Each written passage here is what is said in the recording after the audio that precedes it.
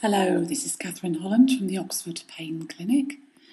Welcome to the first in this series of 3 stretches. This one is 3 stretches for backs, and it will be followed by 3 stretches of various other areas of the body that might need attention. We begin now with a back stretch. First of all, you need to lie down on something.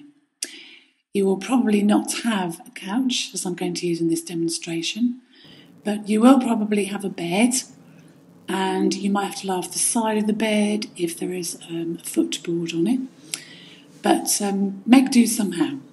I'm putting the pillow here to show you that you can help to artificially make a slightly firmer edge if you've got a bit of a squashy bed, but anyway.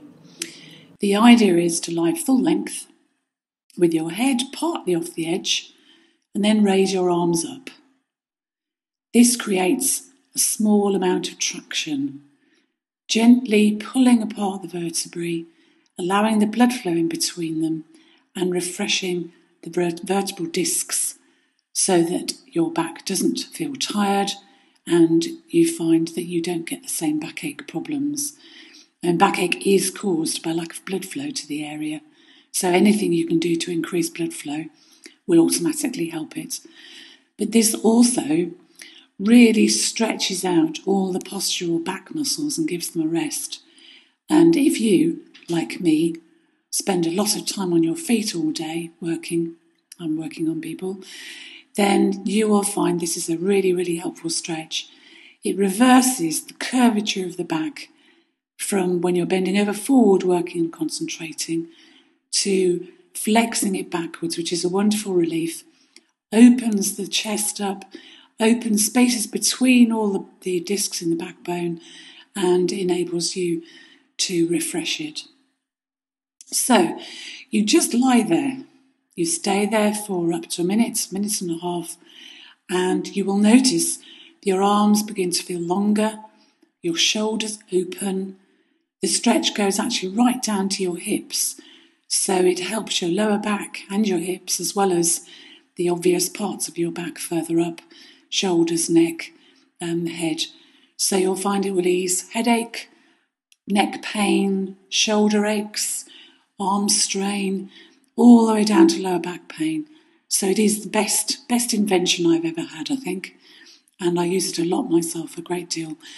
About twice a day is the optimum. Depending on how much you need it, obviously you might only need to do it once a week. It's entirely up to you. Once you've found your level, as far as your head will be prepared to bend comfortably off the back, then you move out a bit. You'll probably find that your body will dictate how comfortable it is for you.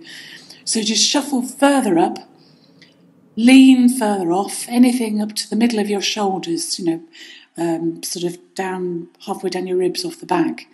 And then lift your arms up. This also strengthens your stomach muscles, particularly as you can imagine you're pulling yourself up. But even just the act of stretching seems to do it. I certainly found when I started doing this that my stomach became so much stronger, gave all my core muscles a nice stretch, and so getting up is still just as easy as it was when I first only stretched a little way off the edge. Now, bearing in mind that you might have stretched for quite a while and been hanging off the edge of the couch there, it can be useful to tuck your hands under your thighs to help you to pull yourself back up again. I wouldn't want you to be stranded there. So to start off with, just your head off the edge, even part of your head if your neck's very stiff. Raise your arms up. Stretch for about 30 seconds, as long as it feels comfortable. And then raise yourself back up, making sure that you've supported your back and stomach by tucking your hands under your thighs or grabbing the edge of the bed there. Okay, so that's stretch number 1, the back stretch. The next stretch I call twists, for obvious reasons. It's a seated stretch, usually done on the floor. I'm showing it here on the couch, just so that you can see better. You twist your left leg out to the left. You twist your right leg also to the left, and then you turn your body around to the left, reaching around yourself with your hands until you can hold onto your leg or your body to give yourself that extra twist. It's really quite a satisfying turn once you can reach your leg, turn your head to help you so that you're all turning in one direction. To start off with, I couldn't turn this far. It's just practice. Now I can pull myself around by grabbing my hand over my leg, which makes it easier, but I certainly couldn't do that when I first started. And then, of course, you uncross your legs, twist yourself back, starting again, turning your right leg to the right, left leg to the right, and turning your body around, following the same direction to get a really good twist. The third stretch in this series for backs is twirling. From a standing position, moving with your arms and shoulders, leading with your arms and shoulders, you turn fairly quickly, fairly briskly, so that your whole torso is pulled around first one way and then the other.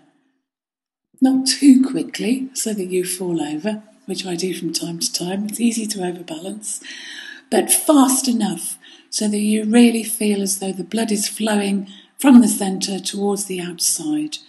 This flexes the muscles and makes you feel more energetic just because of the blood moving through the body. And of course, it's again using the gravitational force, or centrifugal force in this case, to give a nice pull to the muscles that otherwise don't get that sort of stretch, which feels really lovely, especially if you've been sitting still for long periods, or if your work involves sitting still for a long time or standing still for a long time. So there are 3 back stretches. I hope you find them useful. If you only do one of them, do the first one. Don't worry about how often you do them. It's absolutely up to you. And hopefully you won't be able to overdo anything, because the idea is that it's just your body weight and gravity encouraging the stretch so that you can't overstretch.